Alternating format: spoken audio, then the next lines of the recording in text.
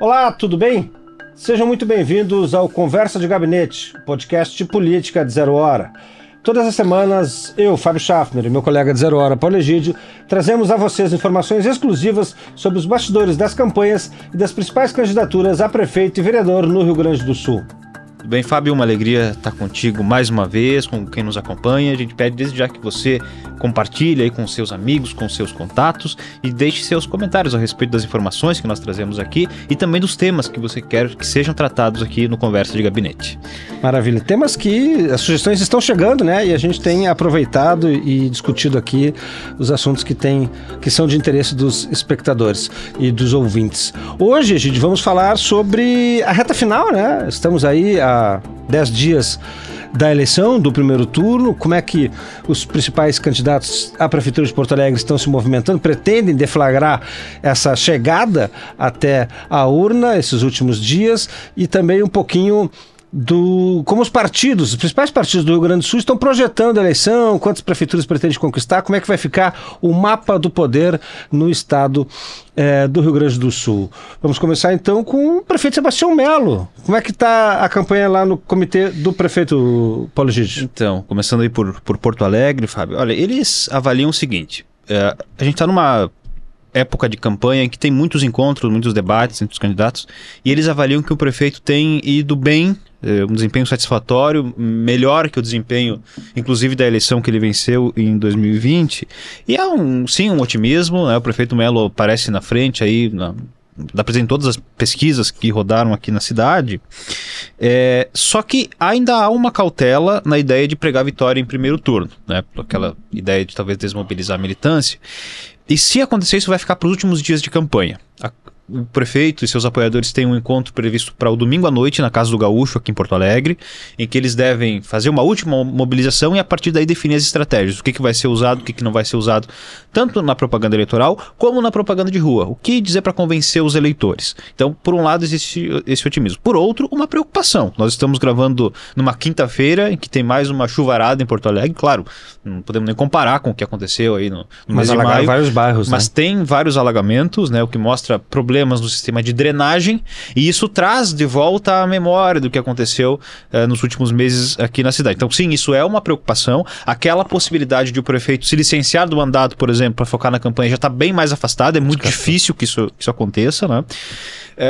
A única coisa que eles veem de ponto positivo nisso, Fábio, é que quando tem chuva, isso desmobiliza, torna mais difícil a campanha de rua e isso torna a eleição mais confortável para quem está na frente. Agora, o reflexo disso para a pessoa que pensa em votar no prefeito ainda vai ser... Mas o Guaíba não invadiu a cidade, né, Paulo Egídio? A água veio de novo, né?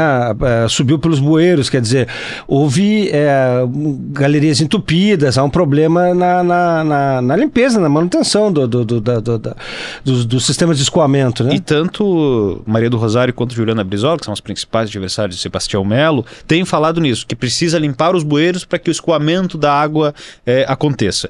E claro, nós sabemos, quanto mais próximo da eleição acontece o fato, maior a repercussão dele na intenção de voto do eleitor. Então isso vai ser monitorado pela campanha durante os próximos dias, claro, nessa última semana aí, que é da semana de decisão do voto. Isso traz de volta um assunto que é a enchente, né, que por óbvio dominou a campanha no início e nas últimas semanas, nos últimos dias estava meio abandonado pelas candidaturas, né, em função até da fortaleza que o prefeito ergueu ali, não grudou nele, né, esse assunto não prejudicou da maneira como as candidaturas adversárias pelo menos esperavam, que causasse um prejuízo eleitoral bem maior.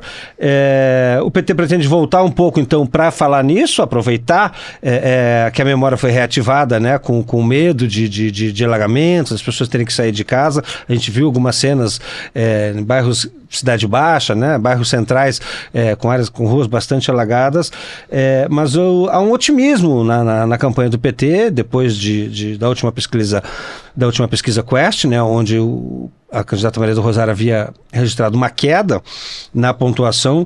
Eles mudaram um pouco a linha. Teve uma peça que foi concebida para diminuir a rejeição dela, na qual ela explica a sua trajetória de defesa dos direitos humanos. Ela faz uma fala muito didática, assim, do que é os direitos humanos, é cuidar das pessoas. Então, isso foi muito pensado para, de uma certa forma, tirar um pouco do estigma pejorativo que grudaram nela, pela defesa dos direitos humanos, explicar para as pessoas, e foi muito bem recebida, né, nas pesquisas qualitativas que o PT coordena pelos grupos focais e, de um modo geral, na campanha em si. Alguns dos estrategistas acharam que ela foi um pouco tarde demais. Não a tempo de não causar efeito, pelo contrário, acham que ela causa bastante efeito, mas poderia ter sido usado antes, talvez até para evitar essa perda de pontuação nas pesquisas. Mas há uma intenção de mobilizar a rua, né? Já havia desde a semana passada, colocar mais gente, os vereadores, sobretudo, a deixar a campanha mais visível, mais ostensiva.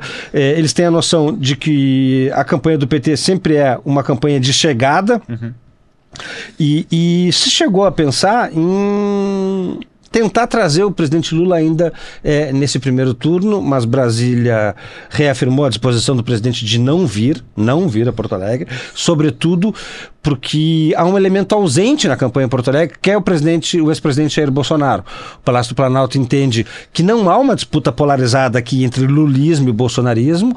O prefeito Melo mesmo trata com muita delicadeza, sensibilidade, a presença, embora seja apoiado amplamente pelo bolsonarismo, né, na cidade, a presença de Bolsonaro na campanha. E caso o Lula viesse a Porto Alegre no primeiro turno e para ajudar a Maria do Rosário, ele poderia ser classificado como o derrotado, né? O Lula foi derrotado porque veio e apoiou a Maria do Rosário ou não foi para o segundo turno, ou enfim, acabou perdendo a eleição, enquanto o Bolsonaro foi um elemento ausente da campanha. É a ausência mais notada, Fábio, sem dúvida. Sebastião Melo não menciona Bolsonaro, não fala do apoio de Bolsonaro, não vai para as pautas à direita, assim, principalmente os costumes, e as adversárias também não colocam Bolsonaro grudado em Melo, né? É a ausência, assim, mais notada na campanha.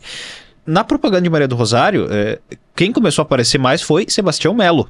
A campanha começou a usar trechos da propaganda de Sebastião Melo em 2020, com propostas e promessas que não foram realizadas agora na gestão, para desgastar a imagem do prefeito. Inclusive tem um trecho da propaganda em que o próprio Melo diz: olha, se o prefeito não cumpriu o que prometeu, mude de prefeito. Claro, ele se referindo na época ao prefeito Nelson Marquesan, que foi o adversário dele em 2020, e agora a campanha do PT coloca ele na televisão, os trechos da propaganda de 2020, para desgastar Sebastião Melo. Essa é uma ideia que tem dentro do comitê do PT, que é fazer uma campanha muito mais politizada, né? Eles acreditam que a proximidade da eleição também favorece isso.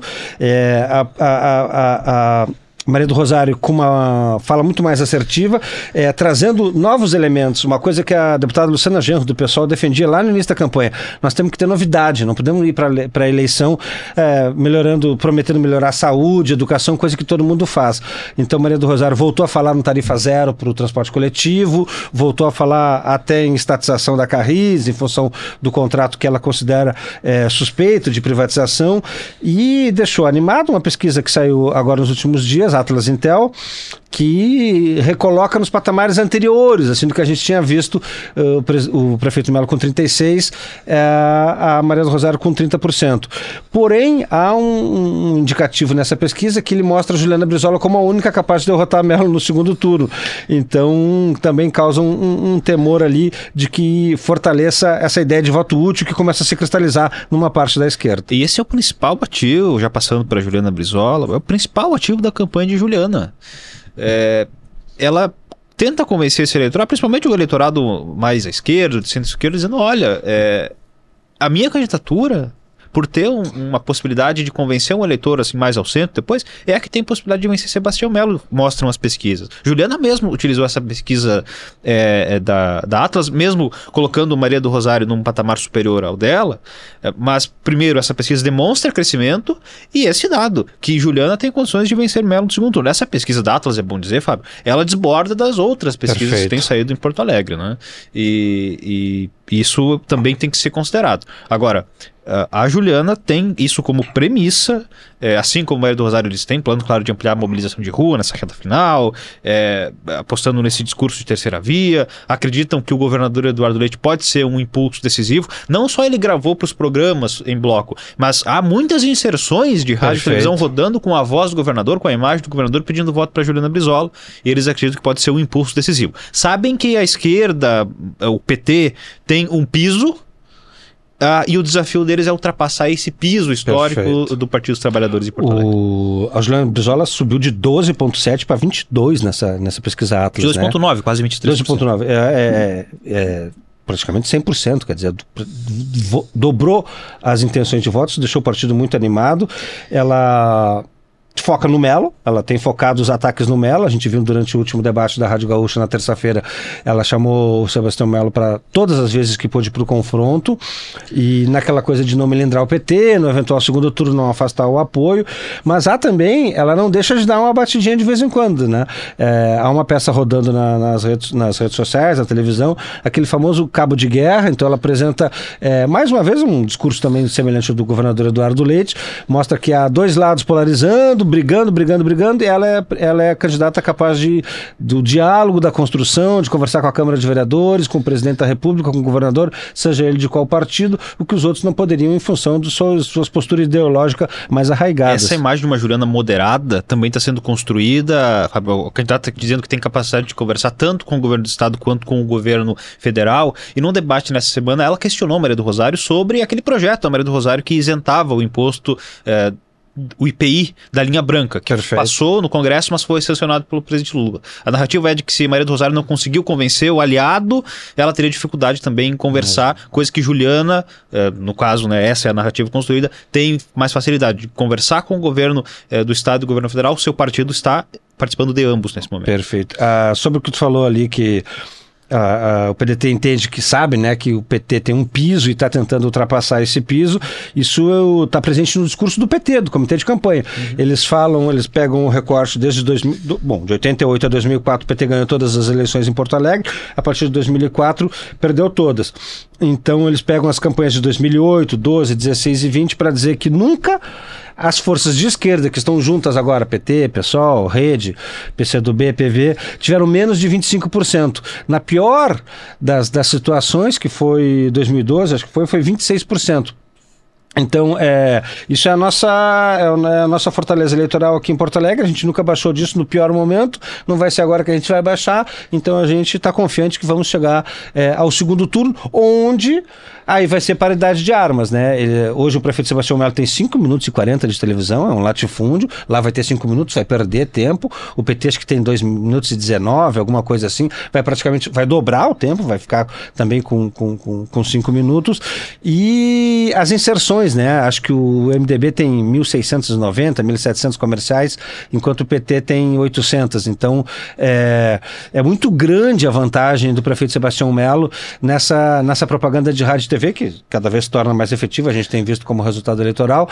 Então, eles têm uma esperança de que, ou seja, manter esse piso, passar para o segundo turno e aí ser outra eleição completamente diferente, com paridade de armas. Esse piso é um consenso, porque na campanha de Melo também isso é usado como argumento, viu, Fábio?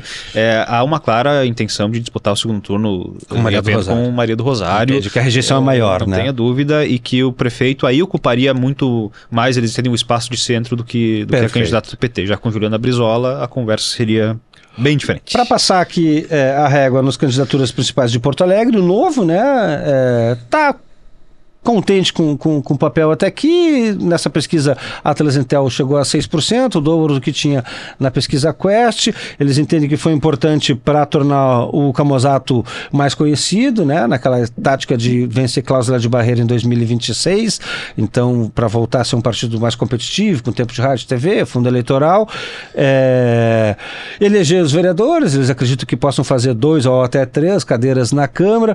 Então acho que fez uma campanha importante, forte, que conseguiu apresentar as bandeiras, né, sobretudo defesa do investimento privado, do liberalismo e das parcerias públicos-privadas entre, enfim, como o nome próprio diz, entes governamentais e privados, e sacramentar aí um bom ano de 2000, uma boa eleição para daqui a 2 anos, de 2026. Perfeito, Fábio. Vamos para a segunda parte do nosso Conversa de Gabinete hoje, em que a gente buscou informações e mapeou aí para quem nos assiste, para quem nos ouve, como deve ficar o mapa de poder no Rio Grande do Sul, sobretudo nas maiores cidades. E quando a gente fala de mapa de poder, a gente fala em partidos políticos. Perfeito. Qual é a expectativa que os partidos políticos têm de conquistar cidades importantes aqui no Rio Grande do Sul? Falar um pouquinho primeiro do principal partido, o partido, inclusive, se considera, né, o partido mais municipalista do Rio Grande do Sul, o PP, tem hoje 143 prefeituras, é o partido que mais prefeituras tem, em que pese sejam tudo prefeituras pequenas, né, 10, 5, 20, tem muito poucas, domina muito poucas cidades de médio a grandes, né, acima de 30 mil habitantes. O PP hoje tem 143 prefeitos, 121 vices e 1.280 vereadores. A ideia é chegar a 150 prefeituras, ampliar esse número, né? esse território eleitoral, vamos assim dizer, dar resposta nas urnas ao que eles consideram a investida do PL. O PL, Partido do Presidente Jair Bolsonaro, cresceu muito nos últimos anos, avançou sobre os prefeitos do PP, né? Conseguiu migrar muitos prefeitos, então o PP se ressente disso. O presidente estadual Kovács Filho está percorrendo o Rio Grande do Sul, para ajudar a reforçar as candidaturas. Eles acreditam que mantém cidades de porte médio, que é onde eles querem crescer, como Uruguaiana, Dom Pedrito, São Borges, Juí, Santa Rosa, Santiago, São Luís Gonzaga.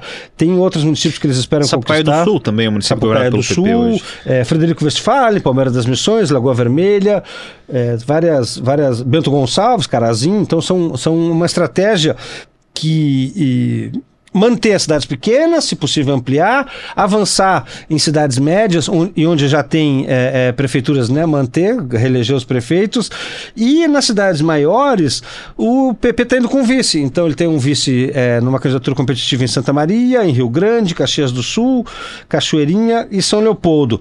Essa é a ideia que permeia o partido aí, justamente para evitar essa sangria de prefeituras, né, porque o bolsonarismo atingiu muito forte o partido nos últimos anos com a atração desse tempo de televisão e de verba eleitoral. O PL hoje é o maior partido do Brasil. Talvez nas cidades maiores, a candidatura do PP que tenha mais chance é em Novo Hamburgo, com Gustavo Fink, que conseguiu unir os partidos mais à direita lá da cidade, mas é uma eleição ainda indefinida, Fábio, então é difícil cravar. Mas entre as maiores cidades, encabeçando o chapa, talvez é que o PP tenha mais chance. Novo Hamburgo, Sapucaia e Santa Cruz são grandes apostas do partido.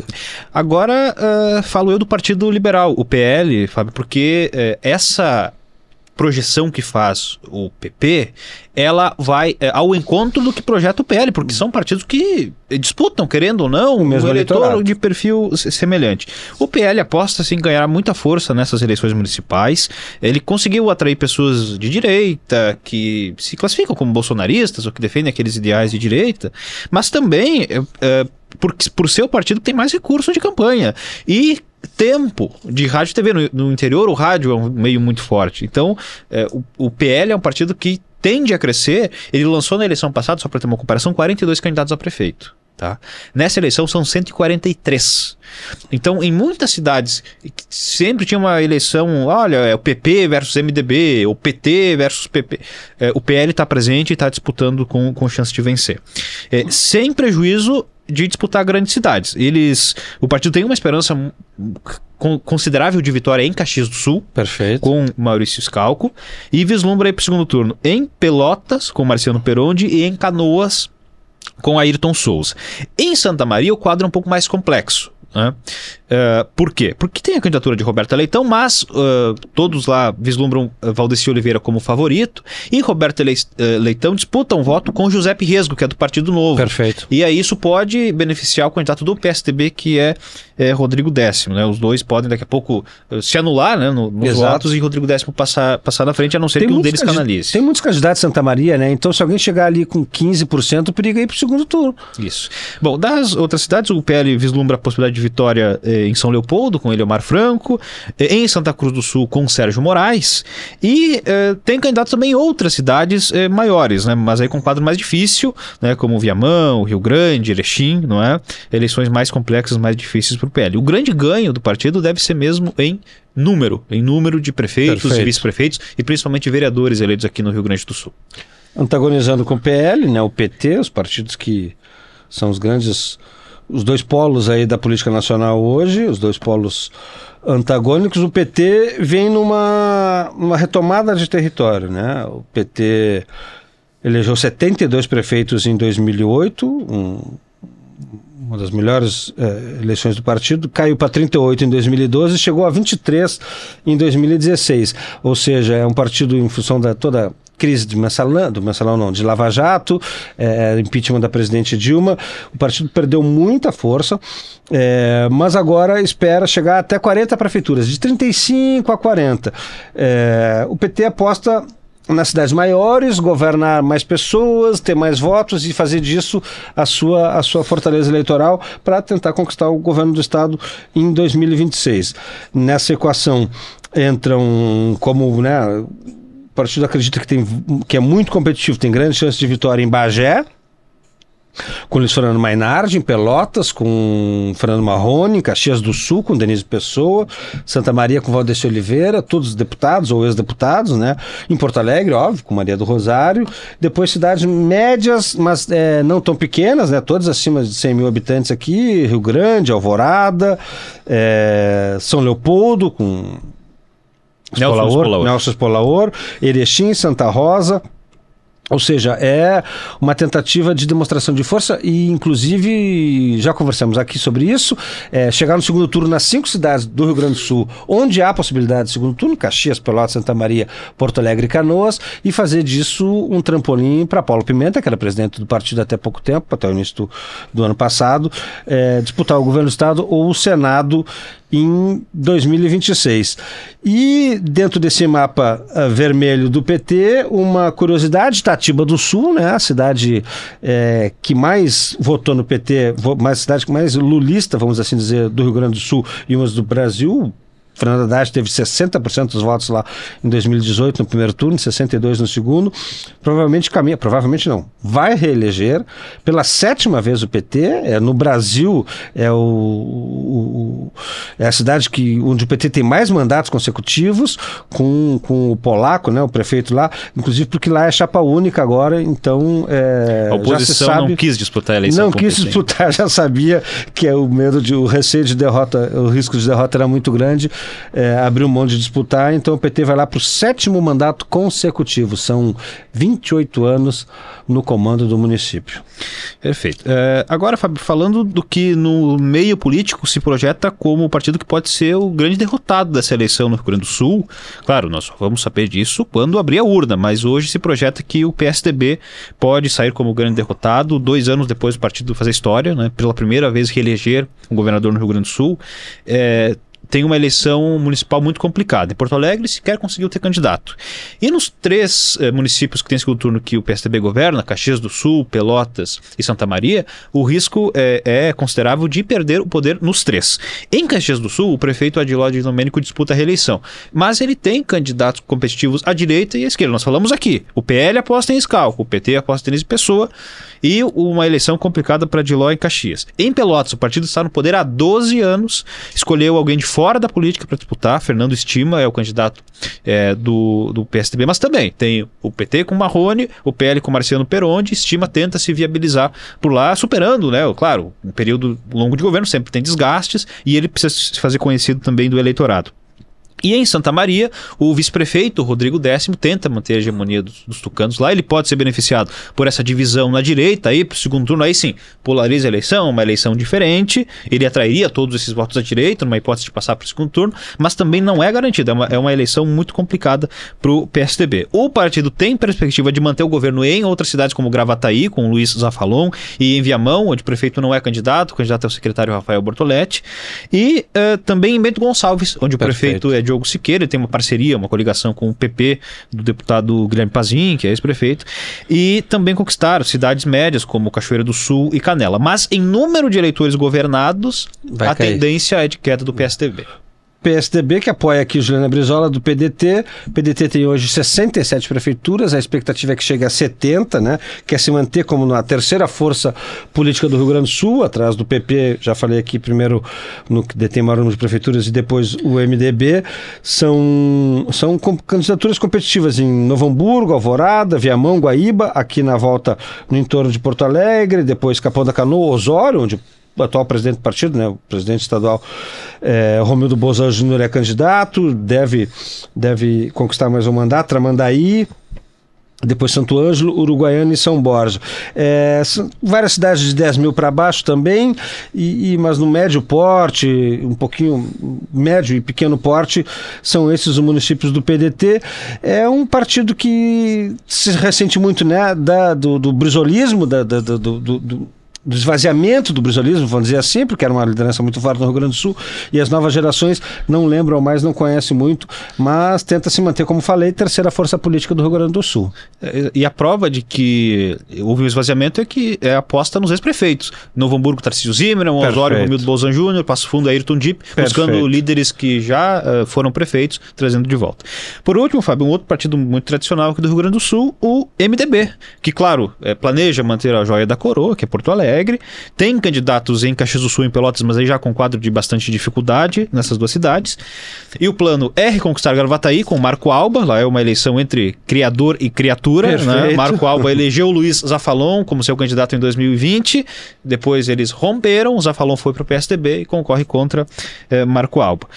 Planeja manter o poder em Novo Hamburgo, mas é uma eleição complicada para a Tânia da Silva, porque a imagem do governo Fátima Haddad está um pouco desgastada.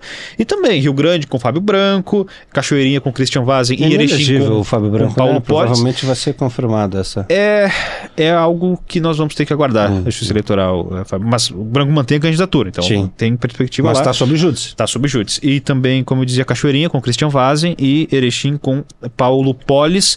No MDB, o vice-governador Gabriel Souza tirou férias, está aí numa agenda de campanha no interior do estado, junto do presidente do partido, Vilmar Zanquim. Fogaça também está junto com ele. Exatamente, para tentar dar mais gás aí para o partido nessa reta final.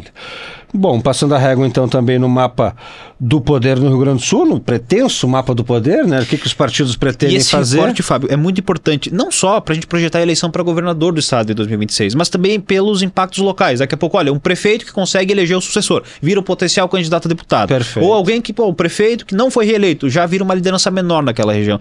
Por tudo isso, a eleição municipal é importante para as próximas eleições também. Maravilha.